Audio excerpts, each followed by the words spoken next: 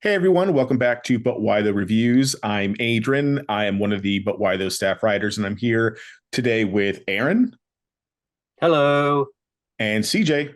What's up, guys? So this week we're talking and reviewing Andor season one, which just wrapped up today on Disney Plus. First of all, very, very excited. I don't think that I would want to be talking about this with two other people in our But Why the community because we've been talking about it all through our Discord all season. So I'm very, really excited to see what you guys had to say about this finale and just the series in general. So let's just go jump right into it. What did you love about the series? We'll start with CJ. I loved the espionage vibes. What I've loved about these Star Wars shows is that they tackle different stuff, like Visions is anime, and The Mandalorian is essentially tokusatsu slash in a Star Wars world. And this is a spy series set in the Star Wars world, which was great. And it also fleshed out Cassian as a character because ever since I saw Rogue One, I'm like, I need to know more about this guy. How did he get to be part of this? And we get to see that. And it's a really great journey. So that's what I love, this character journey and the fact that it continues Star Wars trend of, doing different genres within the space stuff and proving that, streaming has really been a boon to this franchise. Yeah, I totally agree. What about you, Aaron? For me, it's the approach to the Empire and the villains. It's been very different. I've often found in Star Wars there's like one big villain that's supposed to be feared amongst a bumbling, group of bad guys and stuff like that, like the stormtroopers who can't really shoot. And in this, it kind of really books that trend and shows uh more of those characters like in depth, like where they came from, how they got there and stuff like that. And it elevates the whole story in a way that really makes the Empire like an actual force of nature that you're like, something needs to be done. Like you feel the weight of the oppression of the Empire and kind of what they're doing. And then alternatively, like you're seeing the impact on just regular people. And I think that's, for me, like for Andor, what I just loved about this is it didn't have to rely on these like heavy um Star Wars elements. There wasn't like, nods and like, little things kind of shoved in there. It was literally just like, no, we're just going to deliver this fantastic story and that's going to be it. Like it's all going to be, glossed up in Star Wars, but the weight of the story, and it was excellent. I just loved every second of it. Yeah, I think I agree with both you guys have said. If you were asking me, I think that would have been the first thing I would have said. But I think to take it, in another direction, I love Star Wars. Like I love I don't love Jedi and lightsabers and things. I love the world that Star Wars inhabits, and I think Yeah. other than like some of the early Clone Wars seasons where it's just focused on side characters and just kind of like their stories and just like going to a village on some random planet, like those things and those moments I think are what makes Star Wars really, really great.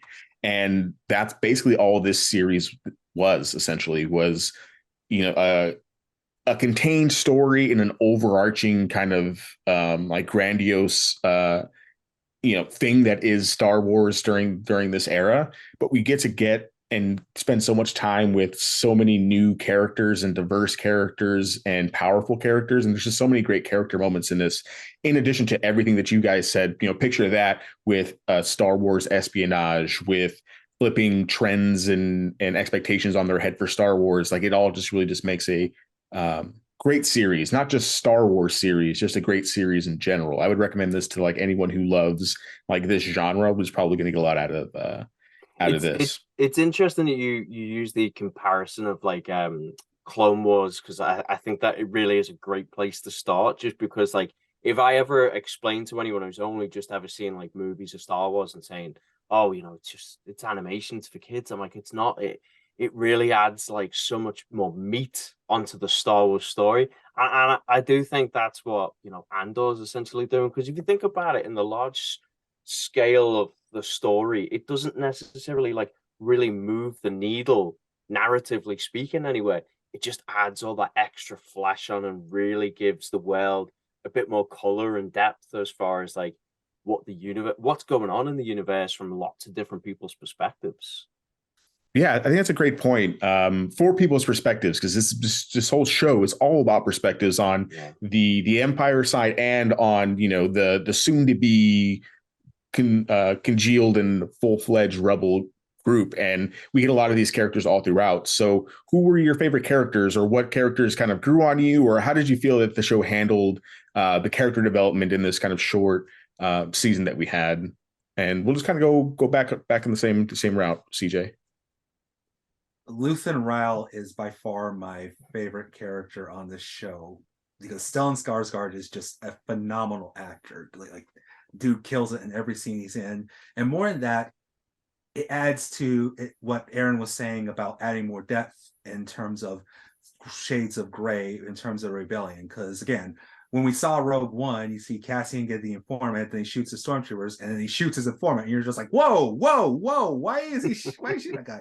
And that's kind of thing. Luthen is so dedicated to rebellion that he's willing to, lie and kill and steal and do whatever it takes to bring the Empire toppling down. And the question then becomes, how far are you willing to go for your cause? We see that with not just with the Empire, but with the Rebellion. I think that's really great. The other character I really loved was BMO.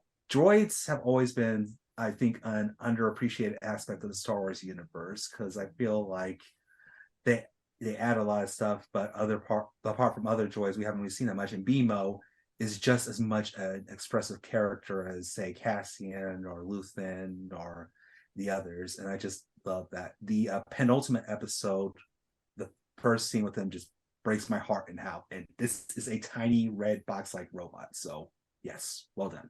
I love how he's just this like little broken thing where he's kind of like constantly charging, and he's like, even his vocal cords is Cassian. You're just like, oh my god, I love him. I want to take him home and keep him and give him all the oil or whatever else droids eat and just take care of him because he's awesome. Yeah. I always found it weird. Like droids have this like really strange space within Star Wars. They're almost like, you know, anthropomorphic, like these pets with voices essentially. Like they're part of the family and part of the crew, and they take on it. I mean, it's essentially a walking computer, but like they just embody such personality. It's always pretty cool. So yeah, I definitely have to agree with you with CJ that B2 is a great character. I definitely say for me, Dedra. Like I said, I was really impressed from. I think a show is only ever as good as its villain, so it's why like I'm so like keen on this show because the ISB and everything like that, like how they visualize it, and I think that's embodied by Dedra Miro, and she was just such a fantastic character and a really staunch villain in this. I really liked her, and I'm forgetting names as well. That's it. Oh, Genevieve O'Reilly as Mon Mothma. Man, Yes. like seeing her whole backstory and like how involved she is and how just the like how she has to like hold herself around people and like the insight into the political game. It kind of very much reminded me of like a House of Cards, but with Star Wars. And I love that. And I thought she was just fantastic as Mon Mothma, and just that tightrope if she's walking, and you really feel she gives that performance like she's strong and she's confident, but she knows that the Empire has literally got spies around her, and the grip of her world has just shrunk. And she just really gave such a stellar performance there. So I just yeah, I love that. So I'll leave the last one open for you because I know you want to go there. I mean, my answer would have been Mon Mothma. I think for me, Oh, as okay. as someone who ingest anything like that is come out for this series or just Star Wars in general, like any comic that comes out, I'll probably read it. Any this thing comes out, and for all that we have of Mon Mothma, her character has always just kind of been what people. I mean, I don't know how you guys thought about Mon Mothma before this, but yeah, I always thought she was kind of like the more reserved kind of political side of Leia, not the kind of willing to do the hard things It's almost more of version. like a narrative, like catalyst, or like Yeah, exactly. she's Yeah, she's there and she helps move the story along in certain exactly. Yeah, elements, but she Yeah. never really like you don't really get any depth of Yeah, her and we what she's haven't. about. And we really haven't gotten anything like that until now. And I think it kind of comes back to what you mentioned before, Aaron, about like the subversion of expectations for Star Wars when you come into this. That's one right there, because Mon Mothma is 100% that person. Like she had, when we talk about the character moments in the show, for a character that we don't really know all that much about, man, were we rooting for her basically all throughout, no matter who she was talking to. I wanted her to come out on top on every conversation. And there is maybe a couple of weeks ago, I don't remember exactly what episode it was, but when she's talking to this banker guy, and they have that conversation, and the way that she like maneuvers and turns everything that he's saying it's just great. It's just great. It's well acted, it's well shot, it's well everything.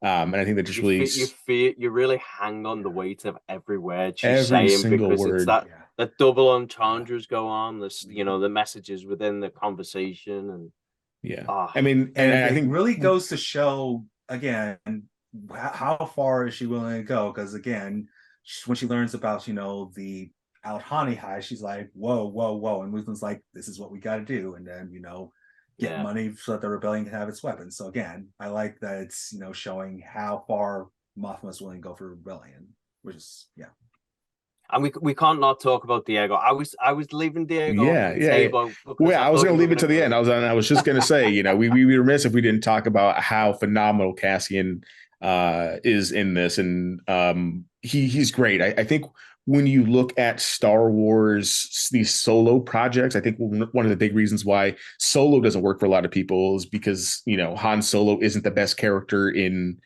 the series, and I think here Cassian really is, I think, the best character, because he's kind of like us as we're kind of watching all of this kind of transpire. And even the littlest things, how he treats B2 makes more sense why he's so connected to K2SO in Rogue One, and makes those scenes hit even harder. So if you're looking like for a series that you want it to make you like that character more, I think this more than does it compared to some of the other projects for Star Wars that are so like one character centric. And what I really love about looking this at series, you, Boba Fett. And what I really love about this is when it starts off, Cassian couldn't care less about the rebellion. He's just trying to get by. But as time goes on, he starts. And as time goes on, he starts seeing, just how oppressive the Empire is. There's a line in one episode. He said, "I'd rather die than give them what they want," more or less. So I'm just like, that more or less sums up this guy's entire character. Because I think that in the moment, that's when he stops being, just Cassian Andor and more Cassian Andor rebel. And I really like that moment. So it's that character growth that really gets me in. Yeah, and I know people will might have the argument of like, well, he said he's been in this fight since 6 years old, but I thought this was like his kind of jump into the fight, or where the case is. But he's a human being with so much like layers and trauma that he has to like work through. But he really has been in this fight since he was 6 years old, and then the show does show that, even if he doesn't know it, before I series was going to say, like, he was in the fight. Whether he chose to actually participate is a whole different argument. But I mean, he's been there, but he's actively choosing, like, I'm just trying to live my life and survive. And that's why, like, I know we talked about this, a little while ago when we first kind of looked at the first couple of episodes, and I always got these like really cyberpunk, like Blade Runner vibes from the show, and Cassian really delivers that, and he's just trying to get by, like, for the life of him. He's just trying to make a bit of money, survive, take care of his mum and his droid and his pet dog. Yeah, that's all. That's all you need, man. A man, his dog, and his elderly mom. But I think themes really sums up kind of Cassian's kind of growth throughout this, because we see a little bit of young Cassian, see a little bit of old Cassian, and kind of how he grapples with those things. But the other themes, when we're looking at, I think one of my favorite things of this show is the progression that we have of the rebels. Because before we had Saw Gerrera on one side, super extremists, and for what we know as the traditional rebels, who are trying to like not do some crazy stuff, but not super crazy. But then we have rebellions where they're willing to go far, but not too far, kind of in like that middle ground, and it makes it really murky. And I think the themes of that makes the whole entirety of basically everything since then, since we move on from this point, that much more rich and that much more intentional. So when we look at the themes for the Empire, do you think it kind of has that same kind of vibes, or do we still see the Empire as like this authority that will eventually be wiped out, but we don't really feel any differently about them? And we'll, I yeah, feel like CJ. the Empire, like the Empire slowly grows into that force that we see in the original trilogy and other stuff. Because at the beginning, Cassian points out they've grown from places. They're pretty much all across the galaxy, and they just keep.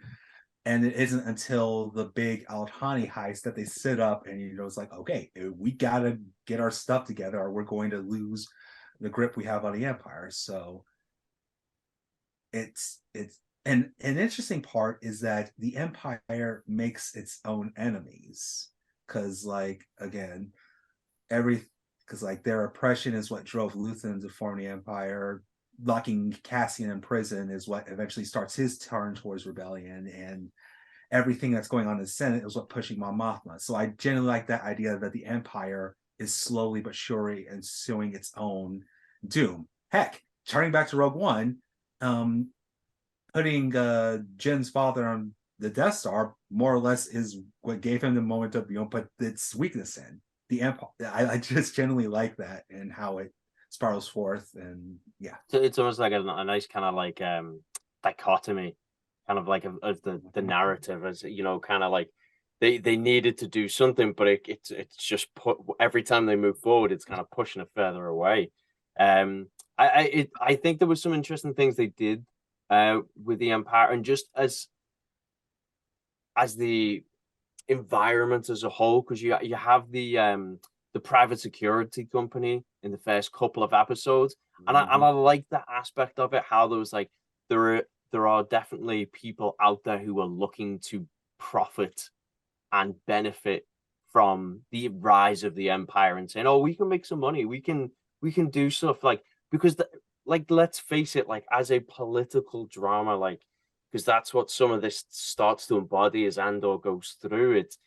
You only have to look, into our own real lives to see that there's always people profiting off certain situations, and trying to build bigger organizations that kind of pile off of this. So I kind of like that it wasn't just the Empire, that there was other factions involved from that level of things as well. Did they handle things right? No, but neither did the Empire as well.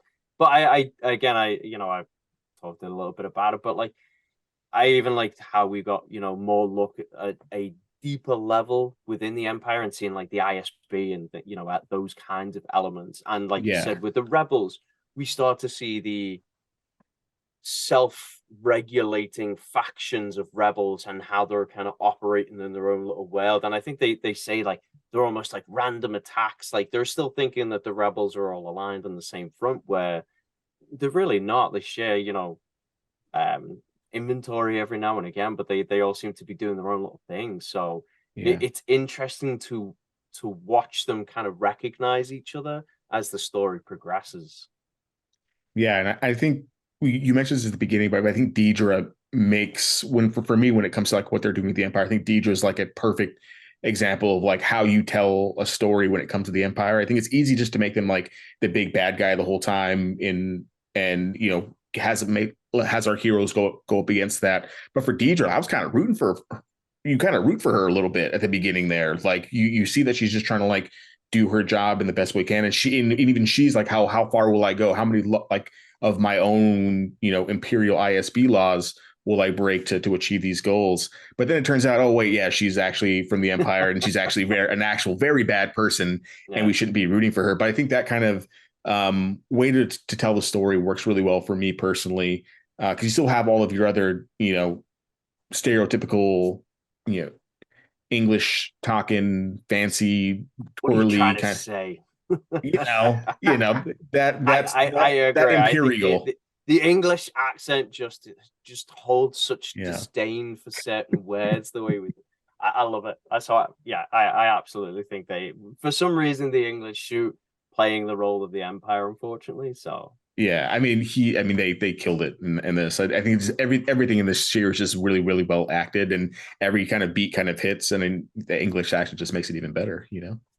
There was a lot of British characters. I was genuinely surprised at the show because, even with, and I'm someone in Star Wars is going to kill me for like forgetting the planet, but where Cassian's like, currently settled on this planet, there was a lot of British actors I've seen in other things on BBC, and I was just like, whoa, they're on Andor now. That's crazy. So I think that's one element I was surprised about, just how many British actors were actually involved throughout the whole series. Yeah, I didn't even know that. I mean, that's now I'm learning stuff. Love it. So to get a little bit critical, let's talk shift gears a little bit. Let's talk about what do you think it could have done better. I'll start off for this one. More aliens. More aliens in my space opera. It's my biggest gripe with everything other than animation when it comes to Star Wars, because this is obviously a time period with lots of aliens who are also being persecuted by the Empire. But for whatever reason, Disney does not give the budget to have dope aliens be main characters. And I just don't understand why.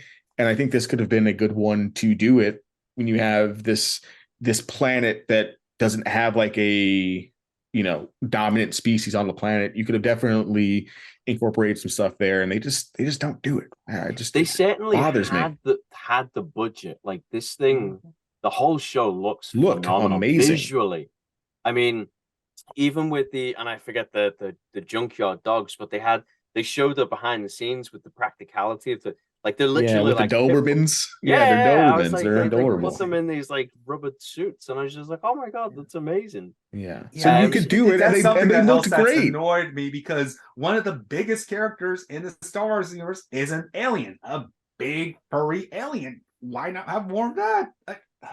Yeah, they're definitely there, but they don't. You're right. Like it's not prominent, and they don't really get to be any major speaking parts or anything like that. uh-huh. So, and again, the visual effects were there. I mean, again, Yeah. you see Exactly. Yeah. anytime they're in space with the shuttles and things like that, Yeah, it and then looks the costuming amazing. budget's there because the costumes in this Yeah, show are phenomenal. Whenever you're at Mon Mothma's house and they're doing some kind of party or something like that, if you look in the background, there are some aliens back there. But bring one of those to the front, because what Clone Wars does the same thing. If you look at the yeah, Clone Wars episodes that have kind of like these political maneuverings, whether it's like in the Senate or the kind of Republic light adjacent things, the Rhodians and other aliens are there. I think it's just a miss for me there. It doesn't take yeah. away from anything else. I mean, the costumes are great. They put like lots of like little cups and things like that from like other things that are like in Star Wars, like in Disneyland and things like that. So you can really, I think it really kind of immerses that experience a lot. So the budget was there. Just wish I would have got, like a Rhodian senator or something like that as one of Mon Mothma's friends. I think it's very, very easy for them to have done. What about you, CJ? I think the one element that didn't really click for me was the presence of Cyril Karn. I mean, yeah, I get it. His interference in like the first 3 episodes is kind of what kicks off the plot, but it kind of never clicked because again, you had Luthen here, Mothma there, Deidre there, and Cassian there, and it just kind of felt like the fifth wheel, so to speak. Also, I think it's kind of intentional, but I always creeped out whenever he and Deidre shared a scene together. I was like, whoa, dude, back off, whoa, back up. Yeah, he's So definitely. hopefully they enter, but yeah, it felt weird. Yeah, I think like hearing you say it, and I think a rewatch might bring it more to light. But like he's kind of just there, and we're talking about all these characters with all this character development and all these like big character moments, and he really doesn't have any No, really at all. Like, and he's if he he's does, they're kind of kind of awkward. he's his whole point is like epic failures, essentially. Like, and I think he has somewhat of a strange scene within the finale. We won't really touch on it, but like he's got that part there. But other than that, like he's kind of just there. So I don't know whether they're layering plot for like something he's going to be involved with in the second season. I feel like why string him along and why give him this background? Like we're getting details of his family and I forget, Uncle Norm or something, that he knows best. Just strange narrative things. Almost like it feels like filler, but then if it does, I get the sense that they're foreshadowing something that he is going to be involved somehow in season 2. Because otherwise, you're right, CJ. I don't see the point in him. I'm not quite sure why we've gotten so much time with him. Yeah, and that in I mean, I think that is also a thing that now that I'm kind of thinking back to some of like the nuggets that gets left in the finale. I think some of those, I wish I would have liked some of those storylines to be a little bit more finalized, not finalized, but at least knowing kind of the direction they're going, because we don't really know what's going to happen with him after the finale. Cassian was looking for someone at the beginning of the show. Is he still looking for that person? Do we really know? It's just, there's a lot of like what ifs, and we obviously know we're getting a season 2. That's a little bit farther away. So I just wish a little bit stronger finale to kind of be like, okay, yes, that was kind of it. I think would have been good for me. I think the only other thing for me that felt like a bit of a miss, and it was perfectly fine for me because it's just who I am. I'm willing to give it the time. Is I feel like for larger audiences, the pacing of the first 3 episodes really does kind of like move a little bit. Like you almost have to watch the 3 episodes back to back to really get the essence of kind of what's going on.